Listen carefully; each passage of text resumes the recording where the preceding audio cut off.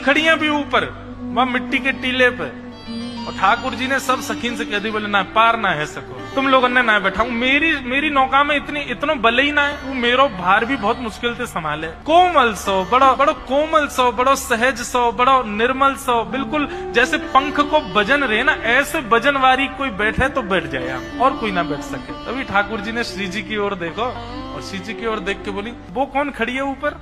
ललिता विशाखा बोली, नजरे नीचे कर ले, मां मत देखियो, हमें तो तू बड़ो बता रहा, मोटी धाम धुल्लोसी और जन काका कह रहा हम ते, उन पे दृष्टि मत डाल लियो, नहीं तो यहाँ कछुआन ने खवा जाएंगी तो हम।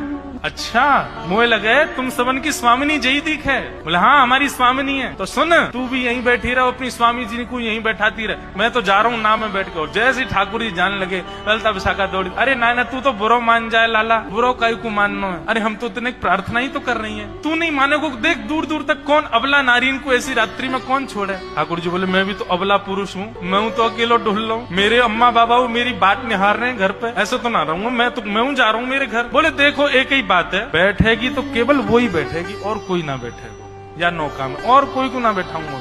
ललिता विशाखा एक दूसरे को मुख देखने लगी, सब सखी बोली कहा करें? बोले किशोरी जी के पास चलो।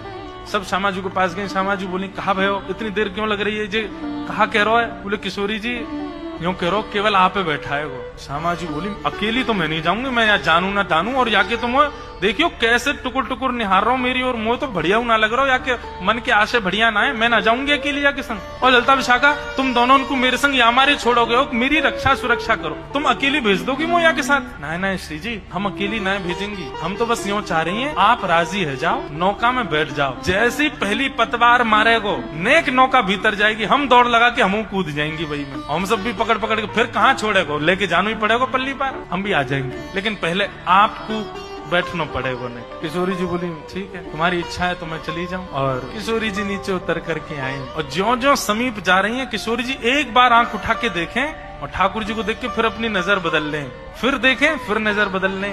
किशोरी जी समीप पहुंची, ठाकुर जी बोले, क्यों नजर हटना रही ना मोते? कहा बताऊं ऐसा मलूक हूं मैं, जो देख ले मुझे देखते ही रह जाए।